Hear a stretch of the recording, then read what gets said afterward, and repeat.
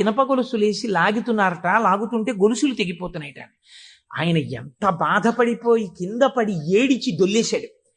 శంకరా, మీ కంఠానికి ఇనప గొలుసులేసి ఏనుగులతో లాగారా, ఎంత ఒరిసిపోయిందో ఆ కంఠం అని.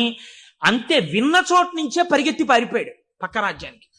పారిపోయి గుళ్ళోకి వెళ్ళి అన్నం లేదు, నీళ్లు లేవు, ఒగరుస్తూ ఒంటి నిండా చెమటలు పట్టుకుని, ఈశ్వర, మీకు జరిగినటువంటి అపరాధం నా శరీరమునకు పొందేటటువంటి ఖేదంతో పోవాలని మీ వంపు దిద్దడం కాదు, మీ వంపు దిద్దడానికి మీకు ఇనప గొలుసు లేచి లాగినప్పుడు మీ కంఠం నొక్కుకుని ఉంటుంది, ఆ శిక్ష నేను అనుభవిస్తానని ఒక గొలుసు, తన మెడలో ఉన్నటువంటి గొలుసుని శివలింగపు వంపుకేసి గట్టిగా లాగాడు, తన కంఠం ఒరిసిపోయి తెగాలని.